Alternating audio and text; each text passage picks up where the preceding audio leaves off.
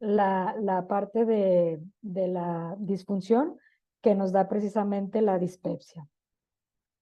Si hablamos de la raíz etimológica de este término, pues nos habla que es una mala digestión, ¿sí? Que es un mal funcionamiento de todo lo que es el tracto gastrointestinal, específicamente hablando de lo que es el estómago.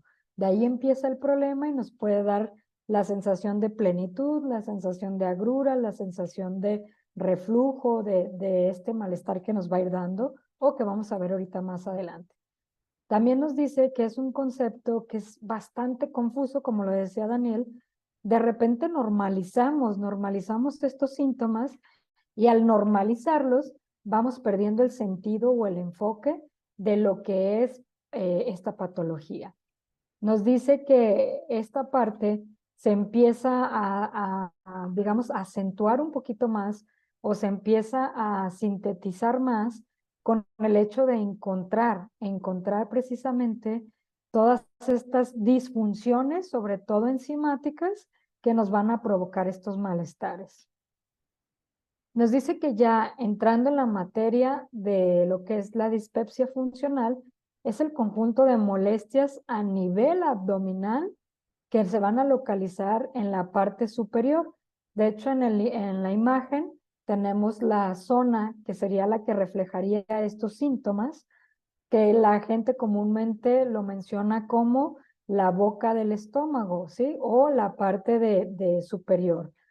Entonces, va a ser un conjunto de síntomas, que estos síntomas, ¿cuáles van a ser? Va a ser dolor o malestar a nivel epigástrico, que es esa partecita que mencioné ahorita.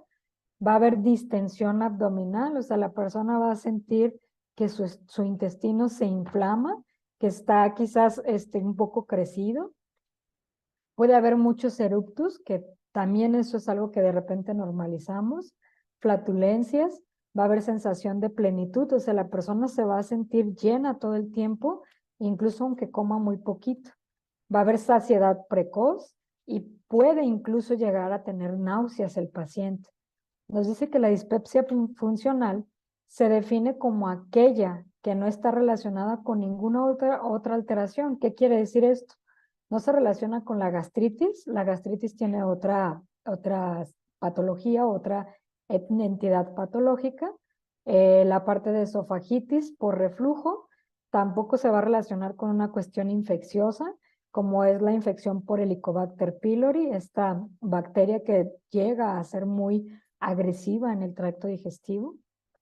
Y tampoco se va a relacionar con cuestiones metabólicas, como lo es un hipotiroidismo o una acidosis. También nos dice que está inducida, o tampoco, perdón, se va a ver relacionada con una alteración inducida por fármacos o por alcohol. Que les decía, en estas fechas es muy común que se dé. También nos dice que tiene un origen en la percepción anómala del paciente. ¿Qué quiere decir esto? Va a estar muy regida o va a estar muy clasificada según el índice de tolerancia del paciente o según la sensibilidad del paciente. ¿Qué quiere decir esto? Hay personas que incluso no llegan a detectar el reflujo que se llega a producir y son personas que quizás se despiertan por las mañanas sintiendo una sensación de ardor o dolor en la garganta. Este ardor o dolor en la garganta puede ser el primer indicio que nos da precisamente la dispepsia funcional. ¿Por qué? Porque el paciente cree que al haberse desvelado, al haber tomado, pues quizás está por enfermarse, pero resulta que conforme pasa el día se baja la molestia y después en la mañana nuevamente amanece o con congestión nasal, con alguna sensación de garraspera o flema, y el paciente vuelve a mencionar, yo creo que traigo mis defensas un poquito bajas y seguramente me voy a enfermar, pero no se da cuenta por su tolerancia que durante la noche es cuando tiene precisamente estos reflujos. ¿Qué más nos dice? Que puede ser una alteración de la función del tracto digestivo superior, entiéndase como la parte del esófago. ¿Cuál es la fisiopatología enfocada a lo que es precisamente la dispepsia funcional? Bueno, nos dice que la parte de la dispepsia funcional puede llegar a ser muy compleja porque esta podría ser ocasionada por diferentes funciones o por diferentes cuestiones de hábitos o anatomía o cuestiones de función digestiva, entre las que nosotros vamos a encontrar que pueden ser cuestiones emocionales. El paciente puede mencionar que prácticamente todas sus emociones las siente en el tracto digestivo. También pueden ser alteraciones del eje cerebro-intestino. Recuerden que esto tiene mucho que ver con la parte de la melatonina, con la parte del nervio vago y con la parte de lo que es las sustancias de cerebro como dopamina, serotonina e incluso lo que es el GABA. También puede haber una hipersensibilidad visceral. ¿Qué quiere decir esto? Hay personas que nuestros órganos, como lo que es el intestino delgado o lo que es la parte de la vesícula, tiene una hipersensibilidad a cualquier estímulo, ya sea estímulo emocional o estímulo alimenticio. También puede haber una alteración por una deficiencia de vitamina B12, en la cual el intestino va a tener una pérdida de la motilidad. Y esto lo hace un poquito perezoso y al hacerlo perezoso, todo lo que se queda en el intestino se va a fermentar y al fermentarse nos hace que perdamos todo lo que es la capa de la mucosa digestiva.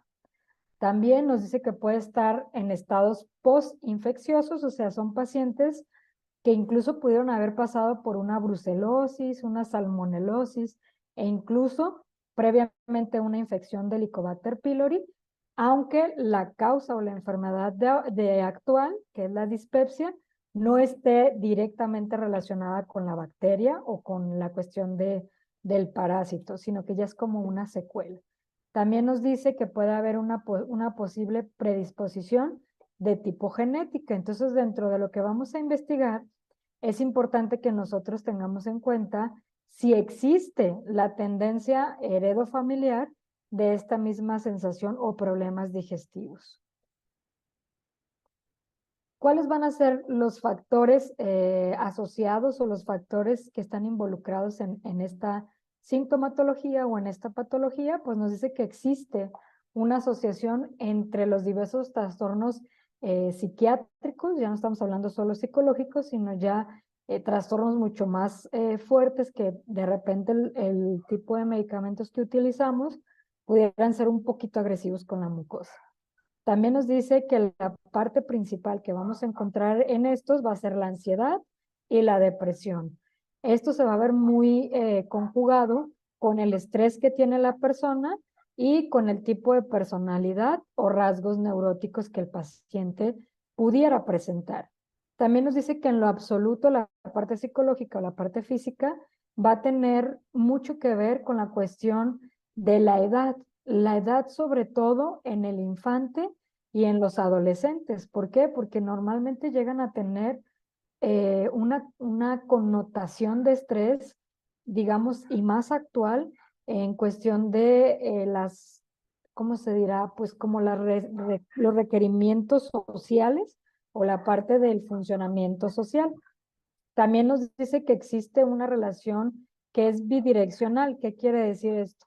Que la parte psicológica o la parte psiquiátrica va a influir en el funcionamiento digestivo, pero a su vez, hablando del eje intestino-cerebro o cerebro-intestino, el intestino al estar inflamado, al estar empezando a tener daño de la estructura, va a generar una alteración en la cuestión psicológica. Entonces se vuelve en un círculo vicioso en el que el paciente con dispepsia funcional empieza a estar más irritado, con mayor ansiedad. ¿Por qué? Porque ya le da miedo comer. Empieza a comer y ya tiene ese miedo de que inmediatamente después de que come, empieza con las molestias, con los síntomas, que eso es una característica muy importante de la dispepsia funcional. Por lo general se presenta después de comer la molestia. Entonces aquí hacemos un círculo vicioso en el cual ambos tienen relación cerebro-intestino, intestino-cerebro. ¿Qué otros factores también vamos a ver involucrados? Pues principalmente la infección por Helicobacter pylori, como lo mencionaba. Posterior a esto, se desarrolla una sensibilidad. No es directamente la Helicobacter pylori la que causa la dispepsia, pero sí nos deja una fragilidad. Si nosotros no le damos un tratamiento a todo lo que es nuestro estómago posterior a esta infección, pudiera detonarse precisamente con una dispepsia funcional.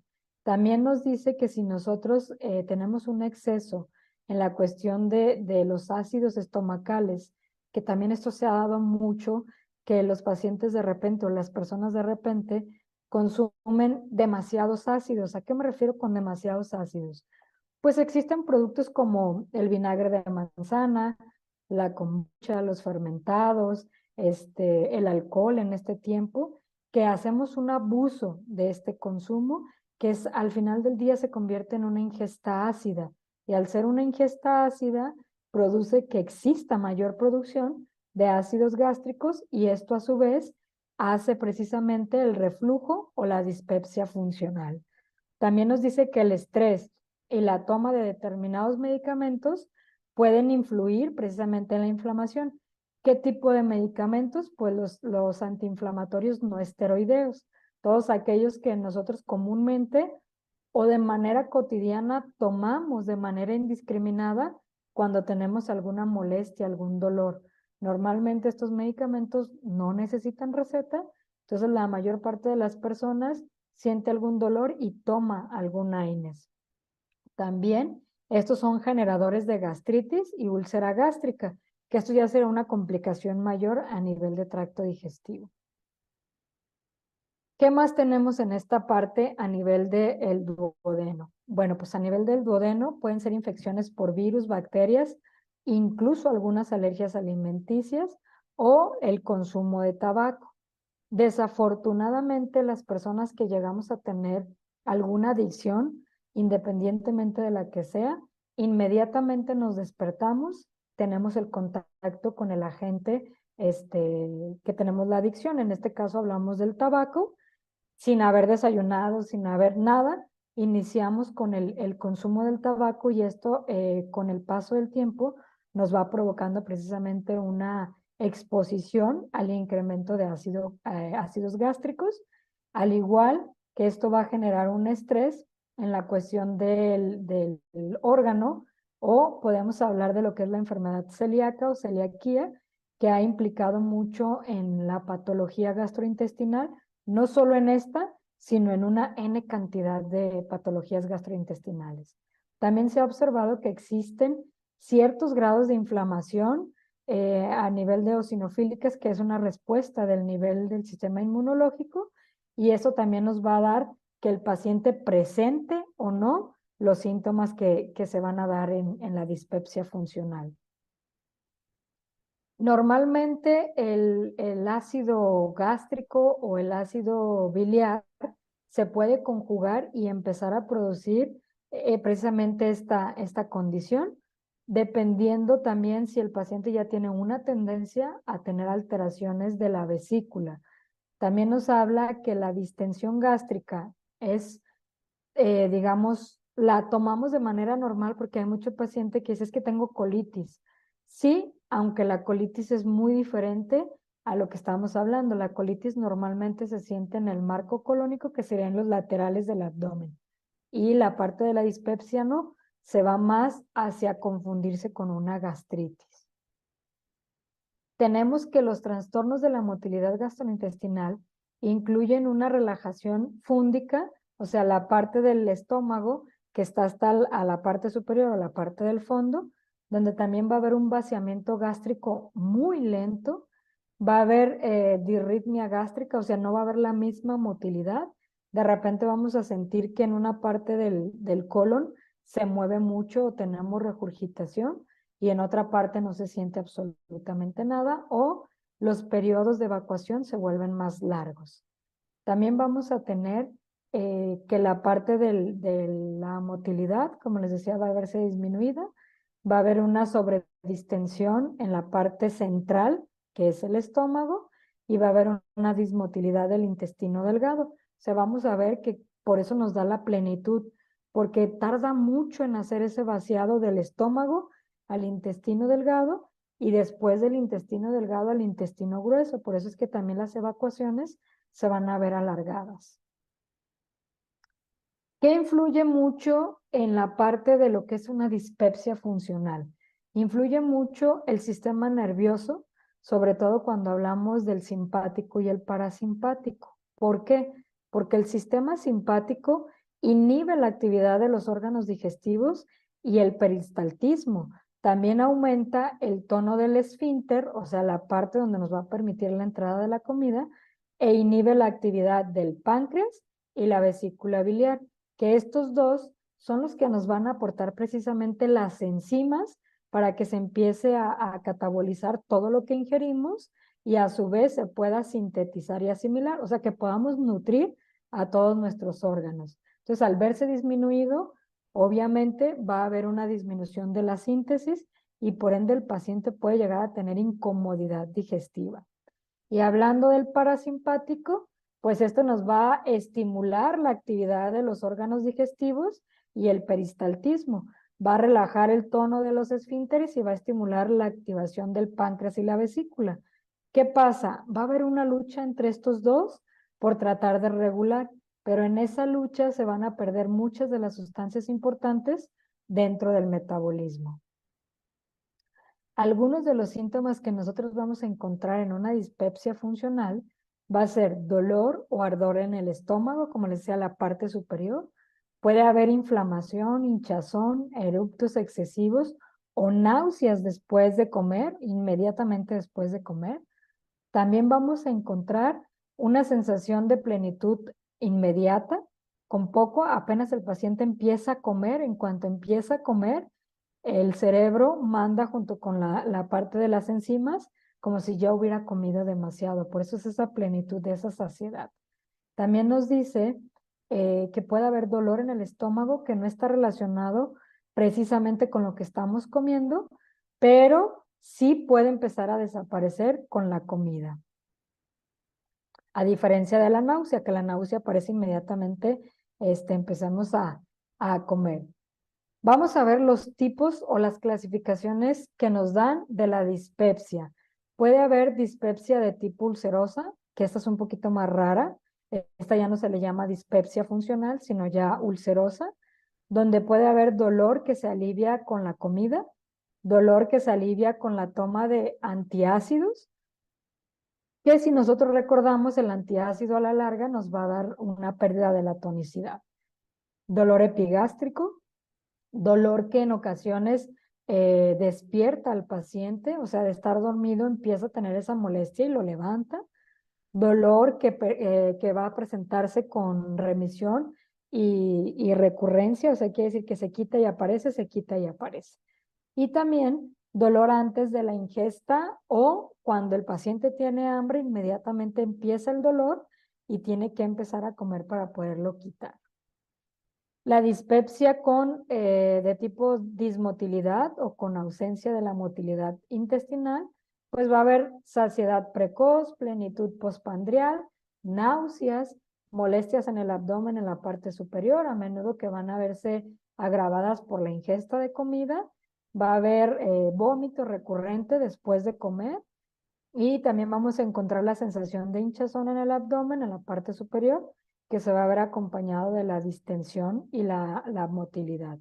Tenemos la dispepsia inespecífica o de tipo idiopática, donde los síntomas no van a ser claros o no van a ser comunes y el paciente puede ser después de comer, antes de comer, cuando se acuesta, cuando se despierta, por eso se le llama idiopática, porque hay que identificar un patrón en cada paciente.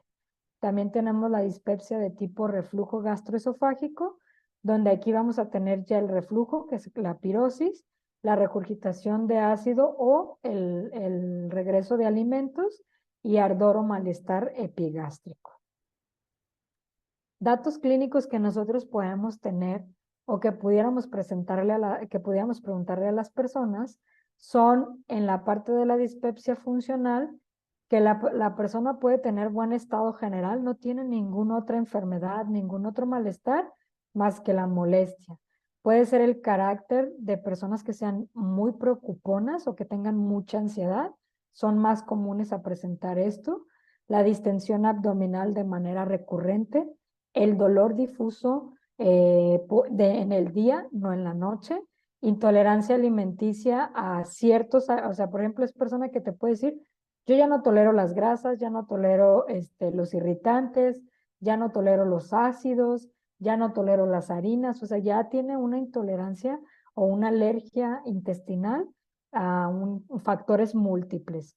También nos habla de el peso estable o aumento de peso de manera reciente, náuseas, características de colon irritable o pacientes que de repente tienen una clínica no episódica, o sea que de repente se les presenta hoy y a los 3 meses se les vuelve a presentar y luego duran 6 meses y no se les presenta o solo se presenta, como les decía, en esta fecha o posterior a esta fecha que cambiamos nuestra alimentación.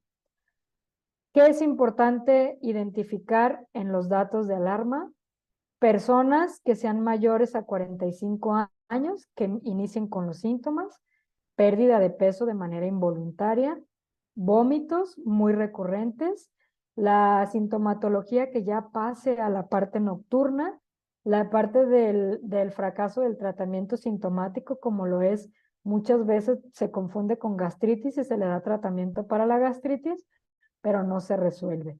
Anomalías en la exploración física que nosotros a la hora de la palpación, ya esto es a nivel intrahospitalario o clínico, encontremos algunas malformaciones o algunas cuestiones no normales o anómalas en la anatomía.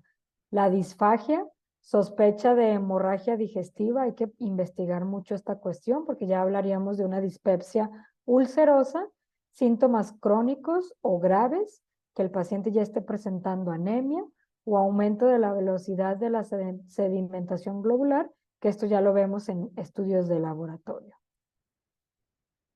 ¿Qué podemos ver nosotros en la cuestión del jengibre? Bueno, pues el jengibre en este estudio nos dice que el consumo precisamente del jengibre se vio relacionado con la disminución de las náuseas, el vómito y el aumento de la fuerza de la contractilidad a nivel miocárdico, pero también a nivel de la saliva y del jugo gástrico. También va a actuar como colagogo y estimula el peristaltismo intestinal. ¿Qué es un colagogo? El colagogo funciona en relación a la cuestión de la vesícula. Hace que la vesícula trabaje de manera adecuada para que vierta la parte de las sales biliares o la parte de la bilis a la cuestión digestiva y siga su catabolismo. Esto es muy importante porque recordemos que en la dispepsia funcional uno de los órganos más afectados va a ser la vesícula y el páncreas. Y el jengibre nos ayuda o estimula a ambos para que tengan su función correcta. En la parte del Dreaming Deep, este estudio nos dice que los neurotransmisores de las neuronas promotoras, sobre todo el sueño y la vigilia, son producidas principalmente en el sistema nervioso, pero también hay una gran parte que se produce a nivel del tracto gastrointestinal. También nos habla que la microbiota se localiza en el intestino y va a producir metabolismos del GABA, que nos ayuda con la parte de la vigilia y sueño. También nos va a producir dopamina, serotonina y otras sustancias que son capaces de afectar la regulación del sueño, específicamente hablando de la dispepsia. Por eso es que cuando se complican los síntomas a la parte nocturna, es importante que nosotros empecemos a administrar precisamente un producto como que tiene melatonina, GABA y L-tianina. Aquí nos dice la melatonina es secretada por la glándula pineal, pero también por el intestino, lo que platicábamos ahorita. La parte de la piel, la médula ósea y otros órganos. Aquí nos habla que tras una comida, la melatonina producida en el intestino puede ser hasta de 400 veces mayor que la secretada por la glándula pineal. ¿Qué quiere decir esto? Si nosotros no tenemos un intestino sano que tenga una estimulación adecuada de melatonina, no va a permitir sintetizar los alimentos y 2, va a alterar la regulación del sueño. También nos habla que la melatonina producida por la microbiota de manera intestinal puede influir en el sueño actuando sobre las señales de los receptores MT1 y MT2 en la parte del cerebro. También nos habla que la serotonina es un neurotransmisor que desempeña un papel fundamental en la regulación del estado de ánimo. Recuerden que una de las causas o de los factores de riesgo para detonar en una dispepsia funcional es precisamente el carácter y el estado de ánimo. Nos habla también del sueño, la alimentación, el aprendizaje y la memoria. Y la serotonina es sintetizada por las células del intestino por una capacidad mayor al 90% de manera gastrointestinal. Y hablando de la cúrcuma, pues nos dice que la cúrcuma podría sustituir en algunos casos en los que hay que hacer el estudio a lo que es el omeprazol. Este es un estudio que se hizo en pacientes donde se les dio tratamiento de cúrcuma por sí sola, donde se les dio también omeprazol por sí solo y se les dio una combinación de cúrcuma y omeprazol.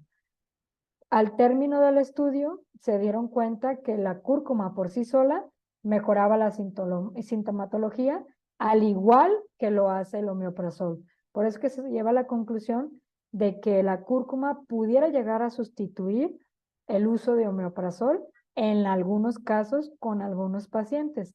¿Cuál es la ventaja? Recordemos que el omeprazol, al ser un inhibidor de los ácidos gástricos, también nos hace perder la síntesis de la vitamina B12, que es un factor muy importante en la dispepsia funcional. ¿Por qué? Porque recuerden que lo que pasa es que al perder la B12 se pierde la tonicidad muscular. Y parte de lo que nos pasa en la dispepsia es precisamente eso, se pierde la fuerza de la motilidad muscular para poder mover todo lo que está en el tracto digestivo. Entonces esa es la ventaja que podríamos tener frente al omeprazol. ¿Por qué? Porque nos habla de que este realmente solo nos va a quitar el efecto de acidez y aparte nos va a quitar el efecto inflamatorio. Como siempre saben que les ponemos una tabla de recomendaciones. Estas son de manera general, aunque es muy importante evaluar a cada paciente para darle el tratamiento indicado. Pero de manera general tenemos el Dreaming Deep, la cúrcuma y el jengibre, que me gustaría agregar aquí que también podemos utilizar la chía, ya que sabemos que la chía es mucoprotectora y nos puede favorecer también. Hablando del Dreaming Deep, serían 5 gotas por la mañana y 10 gotas por la noche en el adulto, 5 gotas cada 12 horas en el adolescente y 2 gotitas cada 8 horas en el niño. Aclaro, esto tiene que ser bajo tolerancia y vigilancia. Y en la parte de la cúrcuma tenemos una cápsula cada 8 horas en el adulto, una cápsula cada 8 horas en el adolescente y en el niño 3 gotas cada 12 horas. Y hablando del jengibre, 7 gotas cada 8 horas en el adulto, en el adolescente 5 gotas cada 8 horas y en el niño 3 gotas cada 12 horas. Aquí también lo que podemos implementar es cúrcuma y jengibre, se pueden ir en gotas, en un medio litro de agua para que el paciente lo esté tomando durante el día, ya que muchas veces se complican las 3 tomas, sobre todo en el adulto. Eso es una parte que también pudieran implementar. Y la parte de la chía. Aquí les dejé 3 artículos muy interesantes sobre lo que estuvimos hablando, que es el jengibre, la parte de la melatonina y la parte de la cúrcuma. Espero que esto les ayude mucho como referencia y espero que también lo revisen. Si tienen dudas, con toda confianza, como siempre, Daniel, esto sería de mi parte todo para la cuestión teórica. Muy bien. Le vamos dando lectura, si les parece, a las preguntas. Ya nos hicieron llegar algunas vía chat. Voy leyendo y si tienen dudas me van escribiendo aquí también para darles lectura. Nos preguntan, para gastritis crónica por Helicobacter, ¿por cuánto tiempo se debe tomar el jengibre? Aquí nos preguntan si la chía o la cúrcuma, que en este caso a lo mejor es, bueno, no sé cuál es el tratamiento. Y bueno, esta pregunta primero porque vienen dos. Ok, sería mejor cúrcuma y jengibre. ¿Cuánto tiempo? Acuérdate que no es un medicamento, es un refuerzo del tratamiento que ya tiene. ¿Cuándo lo va a dejar de tomar? Conforme vayan mejorando la sintomatología y dependiendo del tipo de tratamiento que tenga. ¿Sí? Entonces eso es muy importante que lo tomen en cuenta. Esto nos permite potencializar el tratamiento que ya tiene, abrir los canales receptivos del medicamento para que tenga un mejor resultado y a la vez nos funciona como un protector de la mucosa. Entonces realmente el Helicobacter pylori es de las cuestiones más agresivas que podemos tener a nivel gastrointestinal y normalmente los tratamientos van de 3 a 6 meses. Entonces es importante que sí tomes en cuenta el tipo de tratamiento que tiene, porque esto es un coadyuvante, solo nos va a complementar la parte médica que ya tiene. Correcto. Nos preguntan también, para vejiga neurogénica, ¿qué producto se recomienda? ¿En qué dosis? ¿Por cuánto tiempo? Ok, ese es una cuestión más, como lo dijiste, neurológica. Es importante el Dreaming Deep. Va a depender mucho de la sintomatología que tenga el paciente para poderte dar un protocolo, pero normalmente utilizamos el Dreaming Deep y la chía para poder mejorar. Van las dosis dependiendo de la edad y el tipo de síntomas que presenta, pero por ejemplo del Dreaming Deep van desde 5 gotas hasta 20 gotas y de la chía van desde 7 gotas cada 8 horas hasta 10 gotas, 12 gotas cada 12 horas, dependiendo del cuadro patológico. Correcto. Nos preguntan también, ¿hay algún producto para limpiar la sangre? Es que me salen ampollas rojas en las axilas y en los senos. Ya tomé ivermectina, me apliqué gamavenceno, me pasa y me vuelven a salir. Mira, tanto como limpiar la sangre, no, porque lo que te pasa es una reacción de tipo histamínica y de tipo tóxica a nivel gastrointestinal. Lo que sí puedes hacer es lo que comentábamos, de que mezcles la cúrcuma y el jengibre en agua, que le pongas 20 gotas de cada uno a medio litro de agua y lo tomes de manera constante durante el día. Entre más frecuencia le des, más rápido puedes ayudar a tu sistema. Yo te recomendaría que utilizaras estos dos y sí, cuando menos por unos 2, 3 meses para que veas algún cambio. Ok. He leído en base a estas sintomatologías, o sea, que a veces mencionan estómago nervioso. ¿Tiene que ver algo con, ahorita que mencionas que sí está algo arraigado a la parte de la ansiedad o esta parte emocional, a las crisis digestivas? ¿Está ligado a este tipo de trastornos o se apartaría un poco? No, así es, está ligado. Normalmente puede ser un diagnóstico diferencial entre lo que es la colitis nerviosa, como lo mencionaste, el intestino nervioso, o sea que todas las emociones al final del día se van ahí, e incluso lo pudiéramos llegar a confundir o lo pudiéramos llegar a comparar a nivel médico con una gastritis precisamente. Entonces sí, sí va en relación a eso. Ok, pero más hacia el tracto superior, como comentas, ¿no? Está más Ajá, propenso así es. A ok, menos que se complique como lo veíamos, va bajando a la parte del duodeno, luego a la parte de intestino delgado. Muy rara vez lo vamos a ver reflejado en la parte del colon, o sea, en la parte de intestino grueso. Se puede llegar a dar, sí, pero ya estarían digamos, en conjunto de patologías combinadas. sí, o que muchas veces ya la afección, me imagino que, por ejemplo, al tener mucha parte gástrica ahí relacionada, muchas ideas que nos está afectando ya la probiota, ya se te va sumando más complicaciones, ¿no? Que realmente ya se te queda un malestar más extenso, pero partió tal vez de ese primer problema. Así es. Así es, ya se complica y ya incluso si recuerdan, veíamos que puede ser incluso hasta ulcerosa. Puede llegar a producir una úlcera que ya es una complicación ya de más alto riesgo, pues. Ok. Bueno, igual no nos han puesto más preguntas en el chat. Los invitamos a que si tienen alguna duda nos puedan escribir para darle lectura.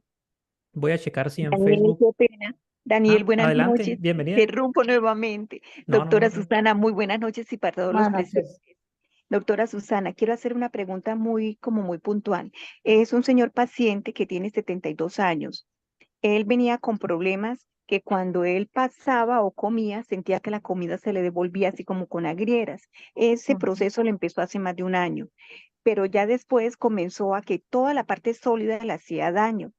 Obviamente él iba al médico, no le encontraban mayor cosas, eh, pero ya entró a un periodo muy crítico hace como prácticamente como 20 días y él vivía en una población en el campo. La Ujú. familia lo ha traído a la ciudad y con tristeza han encontrado que tiene en la parte del colon, el médico, el diagnóstico que da el gastroenterólogo dice que en la parte del colon ya no hay nada que hacer, que no hay ni que hacerle cirugía porque ya tiene un cáncer totalmente invasivo en la parte del colon. En la Ujú. parte del estómago, en la parte baja del estómago le encontraron un tumor y este tumor ahí le ocasiona a veces dolor, a veces le ocasiona el reflujo y molestia. Pero obviamente esto, ¿qué le podemos recomendar? Sí, Así mira, digan los médicos, sé que Dios tiene la última palabra y yo confío tanto en estos frutos porque cada día vemos más milagros de vida que Dios permite. Entonces, doctora, ¿qué me aconseja? sí, mira, Felisa, esta parte es importante porque recuerda que existe la medicina paliativa. ¿Qué es la medicina paliativa? Precisamente lo que nosotros tenemos. Normalmente en medicina tenemos un tope biológico de curación. ¿Qué es esto? Es hasta donde la medicina nos permite llegar con los pacientes, ¿sí? A veces llega un límite en el que nosotros ya no podemos hacer más. ¿Por qué? Porque recuerda que en medicina se hace una evaluación riesgo-beneficio. Aquí el médico lo que te dice no es tanto que sea Dios, sino que él dice, si yo entro a una cirugía con él, pues es más el riesgo del daño que le voy a ocasionar al beneficio que le voy a proporcionar. Entonces, por eso se toman decisiones. Aquí lo que podemos hacer es intentar hacer una medicina paliativa. Como bien lo dices, solamente el de arriba sabe qué es lo que va a pasar, pero pudiéramos intentar ayudarlo a él en su sintomatología, que sería a él sí darle la cúrcuma con el jengibre, pero en gotas, sí lo va a tener que ingerir de manera líquida, como lo dijimos, 20 gotas de cada uno. Le daríamos también la chía. La chía sería, en el caso de él, 7 gotitas cada 8 horas en poquita agua. Y también le agregaríamos el Dreaming Deep porque le va a ayudar mucho con la regulación intestino-cerebro. ¿Sale? Ahí dale 10 ¿Cuántas? gotitas. Sí, 10 gotitas o empezamos con 20, doctora. No No, está durmiendo, no está no, pasando, ¿no? no, porque acuérdate lo que dije anteriormente, un daño gastrointestinal nos va a disminuir la producción de melatonina gástrica. Entonces hay que darle solo 10 para sensibilizarlo porque hay que trabajar sobre su intestino.